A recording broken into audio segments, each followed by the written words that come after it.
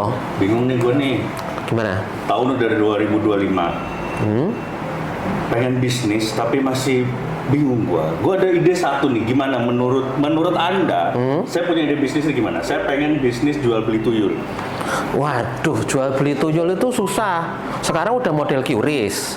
Terus sekarang udah model mata uang digital, kripto segala macam. Itu tuyul nyolongnya gimana nanti? Tuyul gue ini nanti gue bekali dengan ilmu-ilmu keuangan. Jadi dia maling Bitcoin. Gimana maling Bitcoin? Udah, gini aja. Jual beli tuyul. Itu bisnisnya absurd, kayaknya sih kurang cocok kamu. Nggak ada tambang dukun gitu. Mending gini, ini gue ada temen nih, dia pebisnis juga, dia kebetulan praktisi Feng Shui dan praktisi metafisika juga. Pas nih. Nah, mungkin kita sebaiknya tanya-tanya dia kira-kira bisnis yang cocok di tahun 2025 ini bisnis apa? Nah, kayak masuk. Gitu. Oke? Siapa? Ada namanya Korifa. Nah, ya. Oke ya. Oke. Kita undang Korifa. Oke. Welcome to Socha Channel, channel for knowledge and spiritual seeker. Channel di tempat jiwa berubah menjadi cahaya dan tempat di mana Anda bisa menemukan berbagai macam hal yang berhubungan dengan divinasi, metafisika, spiritual, awareness dan lain sebagainya yang tentu saja tidak pernah Anda dapatkan di channel lain. Di sini kami menawarkan, di sini kami akan memberikan berbagai macam pengetahuan, wawasan, bahkan mungkin pencerahan yang sangat menarik untuk disimak. So, jangan lupa subscribe, like, dan berikan komentar Anda tentang konten-konten kami sehingga kemudian channel ini bisa berkembang untuk kedepannya. Oke, saat ini kita memasuki tahun ular, ya. Tahun ular, ini tahun 2025 dan di tahun yang baru ini mungkin orang masih bertanya-tanya ini, kira-kira soal bisnis, keuangan, atau mungkin soal peruntungan ini seperti apa? Tapi sebelum mengundang tamu yang spesial ini, kalau omongan Anda tadi, tahun ini orang banyak menanyakan bisnis itu tiap tahun, Mbak. Pasti awal tahun orang nanya bisnis apa yang pas, duit gimana. Nah, kira-kira ini nanti ada ahlinya yang bakal menjawab nih, gitu. Apakah di tahun ular ini, ular apa? Ular kayu? Ular kayu ya. Ular kayu. Ular kayu ya. Betul, Ular kayu. Apakah di tahun ular kayu ini mungkin CEO Anda atau bisnis Anda berhasil atau tidak? Nah, kita bahas ini ya. Oke, siap. Di sini kita sudah ada Korifa. Yeay. Selamat datang di Socha Channel, Korifa. Oke. Korifa ini kebetulan pebisnis juga. Wah, punya pengalaman banyak di bidang bisnis dan kebetulan dia juga praktisi Feng Shui dan metafisika. Jadi dia juga Feng Shui. Apa Feng itu? Shui. Ini buat yang kalau nggak tahu Feng Shui itu orang bule itu ngomong Feng Shui itu Feng Shui, Pak. Oh iya, bisa jadi kayak gitu. Dan kebetulan juga kalau dia praktisi pasti juga sudah menerapkan banyak hal dong terkait ilmu Feng Shui-nya atau mungkin metafisiknya diaplikasikan ke bisnisnya. Nah, ini kita mau nanya-nanya nih, Korifa nih.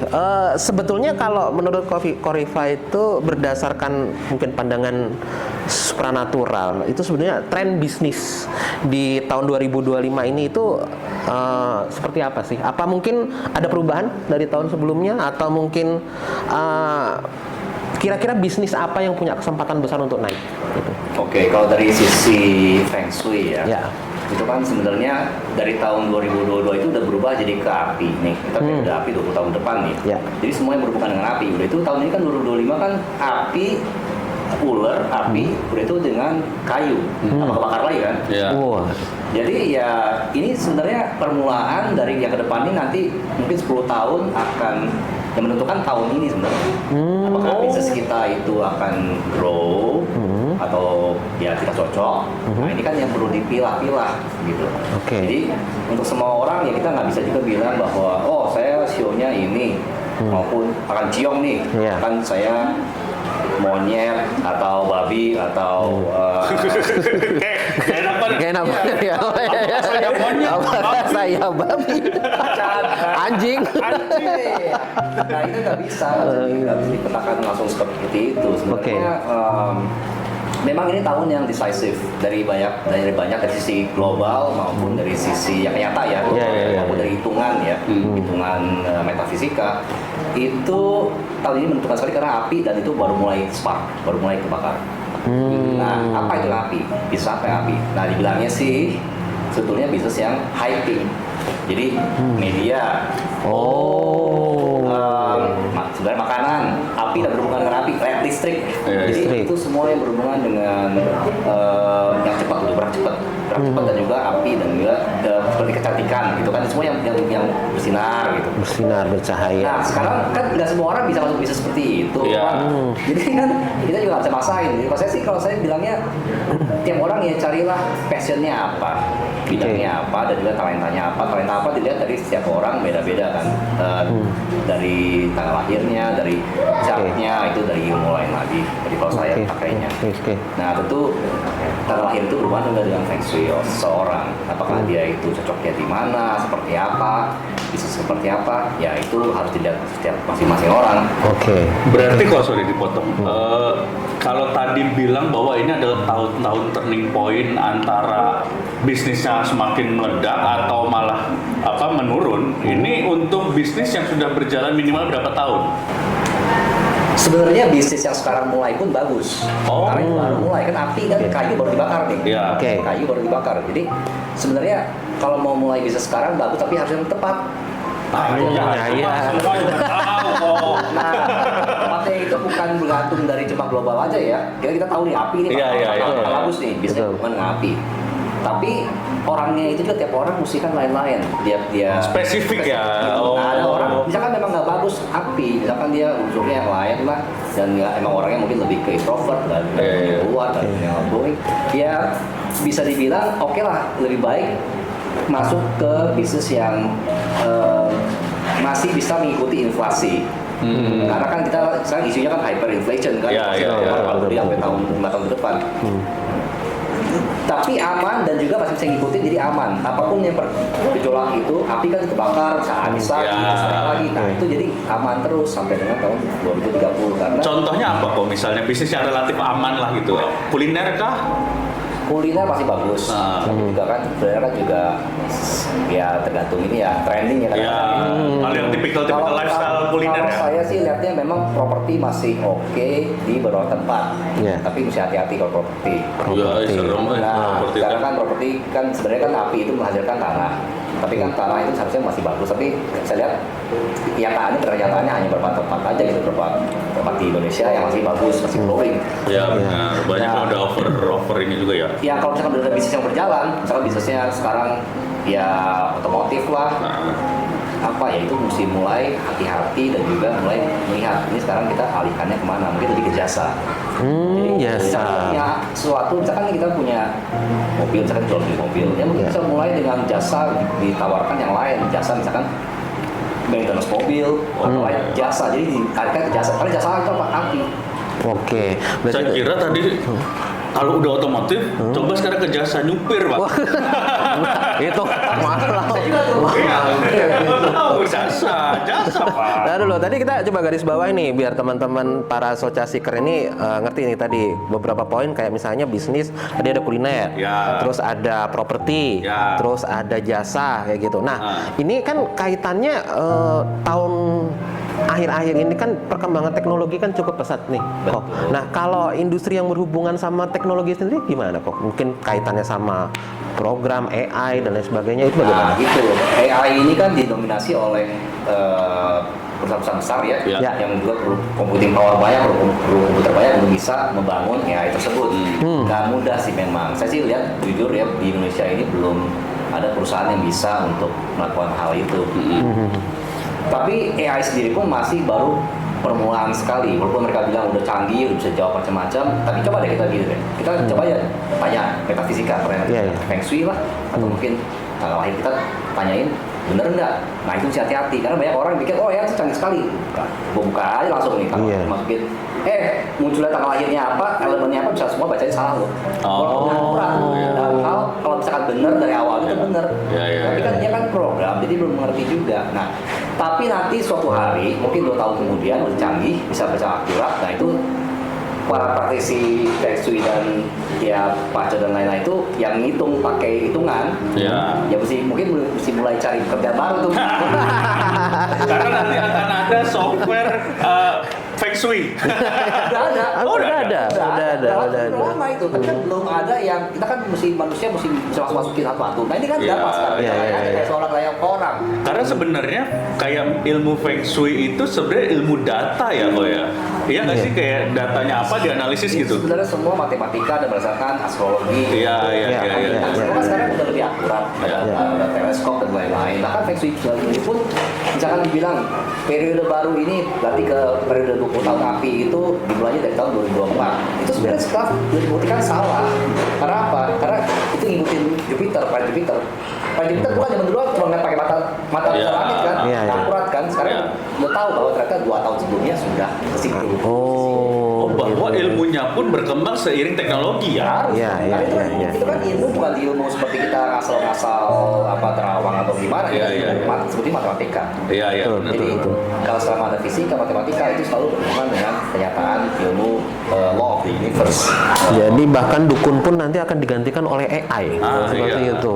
Karena aku sendiri lihat di berita ada postingan gitu di Amerika sana itu udah ada tuh slogan-slogan stop hiring human. Stop merekrut manusia itu mungkin ya perkembangan AI sekarang juga jadinya dahsyat banget kayak gitu ya. Terus tapi mungkin AI itu memang perdukunan pakai AI itu cocok. AI itu kan A-nya tuh AA. Enggak juga kayak gitu.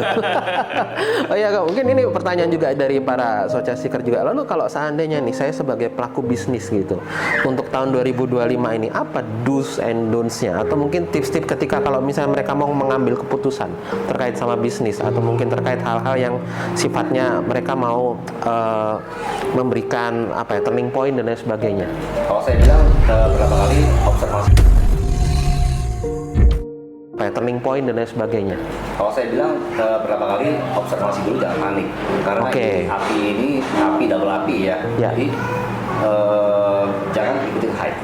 Jangan ikutin ekonomi bisnis yang sekarang udah ada. Memang kadang-kadang melihat perkembangan dunia yang nyata maupun dari hitung-hitungan begitu, kita lihat kayak ini akan sangat banyak pergantian, perubahan dan banyak perubahan. Tapi belum tentu perubahan itu kita harus ikutin dan baik untuk kita, diri kita sendiri masing-masing, atau bisnis kita yang berjalan.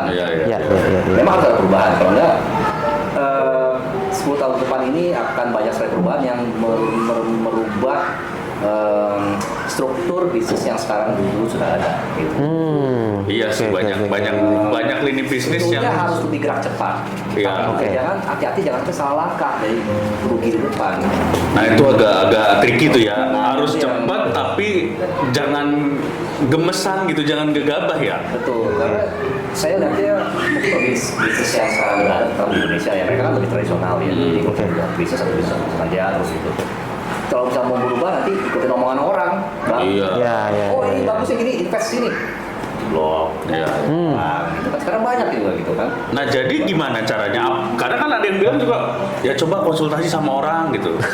Iya dong, ada. Betul. Ikutin salah. Nah, itu sebetulnya harus balik lagi ke tiap orang, kita lihat, kita hitung sendiri. Kita ya sebagai praktisi saya rekomendasikan begitu, tiap orang lain-lain. Dibilangnya checkpointnya gitu, kapan mulainya kan itu bisa dihitung bang.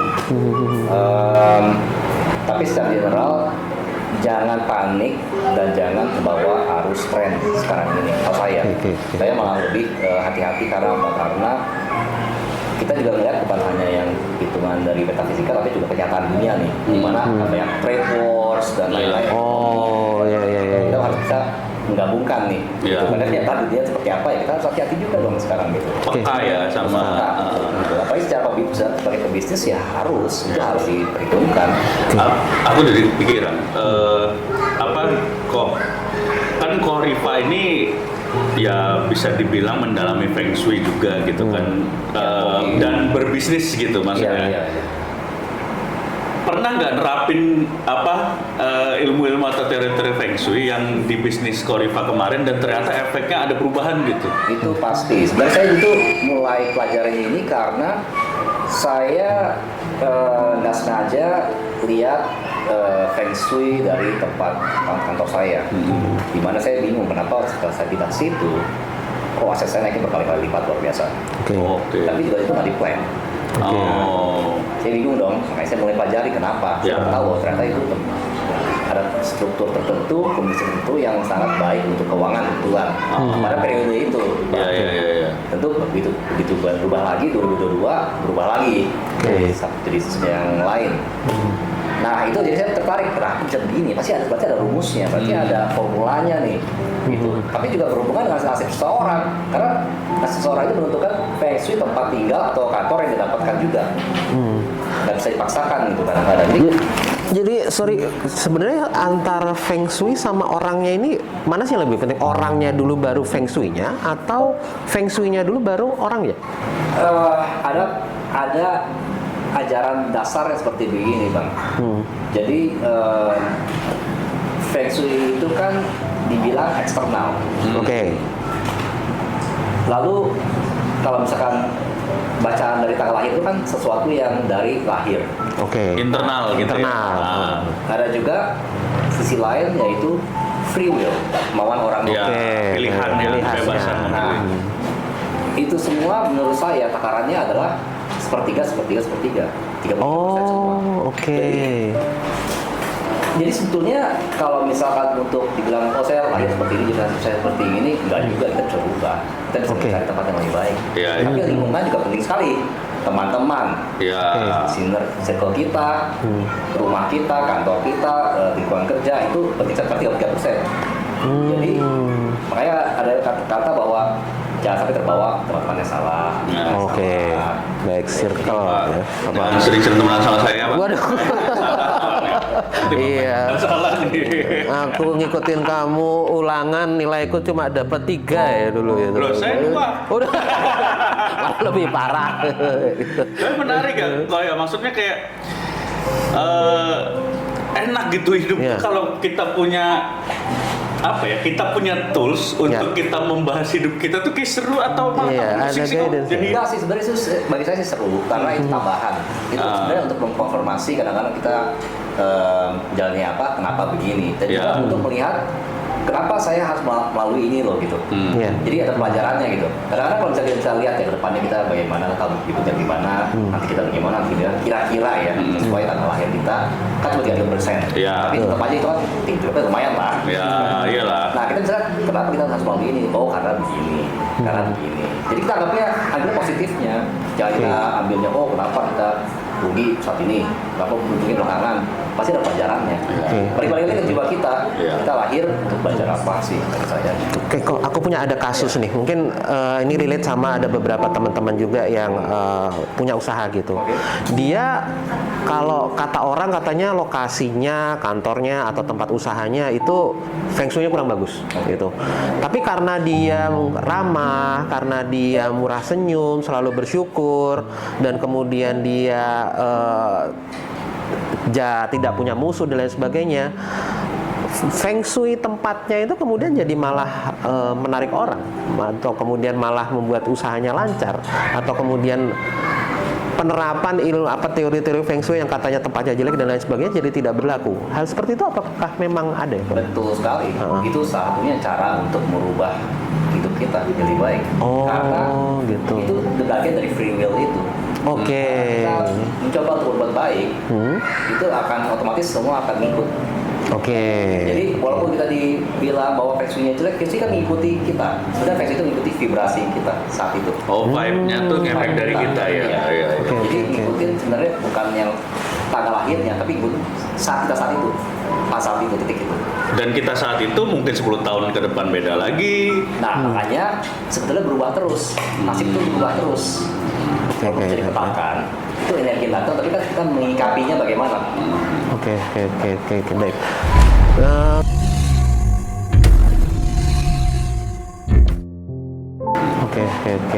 Baik.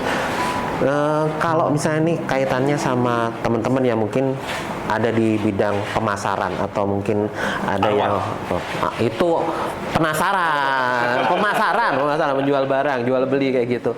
Kalau untuk tahun 2025 ini ada nggak strategi khusus gimana kemudian kita bisa lebih lancar, lebih mudah memasarkan barang atau kemudian supaya barang kita itu gampang diterima oleh market kayak gitu? Ada nggak tips-tips? Tahun ini tentu ya dengan cara viral dan hyping. Viral dan hyping. Karena itu api, double api. 10 tahun api, tahun api juga dengan kayu juga tentu dan hyping. Tapi mesti lihat lagi apakah ini sustainable atau enggak. Apakah ini saat tahun ini aja atau bisa terus. Itu kan tergantung dari bisnis dia maupun produk yang ditawarkan. Baik. Kalau misalkan image, misalkan individual image untuk image diri sendiri, misalkan artis atau selebriti, ya tentu saat tahun ini paling bagus sebenarnya. Ini tahun ini saya akan ledak. Saya bisnis pemadam kebakaran loh karena di tahun api. Aman nggak? Atau jual beli alat pemadam api ringan? Apa? Itu lebih out of the box. Iya kan? Banyak kan orang kan maunya api-api kan? Iya. Udah deh, jadi yang pemadam kebakarannya karena masih ada kebakaran. Iya, awal tahunnya udah kebakaran. Saya bisnis damkar tahun ini. Berarti udah dapat solusinya ya. Oke. Tapi kalau mungkin ya, jadi mungkin ini last question tapi aku penasaran kok. Kalau dilihat dari Feng Shui dan dilihat dari faktor vibrasi hostnya, program ini gimana ke depan? Program ini sih pasti sukses ya. Wah, amin. Kan asal kita selalu positif kan pasti energi. Iya. Ya. Oke. Baik. Optimis berarti. Optimis ya, berarti ya. Oke, tahun ini 1000 subscriber. Wah, terlalu ini Pak, jangan itu terlalu kecil. Oke. Tahun ini kalau mimpi tuh jangan dikit-dikit. Sebulan 700. malah lebih dikit. Oke. Ya, tahun ini selama setahun 10.000 tembus. 10.000 lah. Amin. 10.000 tembus. Oke. Mungkin terakhir Korifah mungkin bisa berikan pesan-pesan atau mungkin bisa berikan closing statement buat teman-teman para Socha Seeker ya, teman-teman kita yang menyaksikan channel ini. Ada nggak mungkin tips atau mungkin hal apa yang mungkin mereka bisa terapkan dari trik Feng Shui atau mungkin ilmu Feng Shui atau mungkin hal-hal yang mungkin Korifah bisa bagikan berdasarkan pengalaman? Silahkan. Nah, kalau kata yang viral sekarang tuh kata-kata hari ini kok. Oh, kata-kata hari ini gitu. Bagi saya sih mungkin ini ada sebuah awal sekali dari sebuah spark ya, api dari 20 tahun ke depan nih. Justru mulai baru sekarang menurut saya. Jadi kalian ya jangan pernah menyerah ya, karena ini betul-betul sesuatu yang baru, bisa dibilang permulaan hidup baru yang semua orang bilang adalah perubahan dunia baru, awakening dan lain-lain. Dan percaya aja itu. Jadi apapun yang akan kalian lakukan, ya renungkan, lalu lihat apakah ini cocok dengan passion saya, ikutin itu. Kalau misalkan memang masuk akal, simple kok. Oke, itu dia. Berarti ikuti suara hati pada akhirnya. Follow your gut. Follow your gut. Oke, itu dia. Wah, dalam sekali sih. Memang pada akhirnya untuk segala sesuatu yang kita putuskan itu perlu untuk mengikuti suara hati. Oke? Ya, sifat yang lain adalah complementary ya. Tapi kunci go or no go-nya tetap di diri kita sendiri ya. Oke, baik. Oke, demikian para Socha Seeker. Obrolan kita pada hari ini mudah-mudahan memberikan pencerahan, mudah-mudahan memberikan pengetahuan dan apapun mungkin yang Anda butuhkan. Dan terima kasih juga buat yang sudah menyaksikan dari awal sampai dengan akhir ini. Jangan lupa untuk klik subscribe, like, dan komen. Dan kalau ada topik-topik yang mungkin pengen dibahas atau mungkin ada pertanyaan mungkin teman-teman bisa komen juga atau mungkin bisa isi di kolom komen ya. Kira-kira apa nih topik berikutnya yang mau dibahas atau mungkin teman-teman punya referensi narasumber, teman-teman bisa komen kita kira-kira berikutnya mau undang siapa. Oke? Baik, akhir kata sampai di sini perjumpaan kita di Socha Channel dan kita jumpa lagi di konten berikutnya yang pastinya lebih menarik, lebih heboh dan pastinya lebih fun lagi. Terima kasih Korifah. Terima kasih Korifah. Baik. Sukses terus Korifah. Sukses terus ya. Oke, keep embrace your gift and be enlightened. Thank you.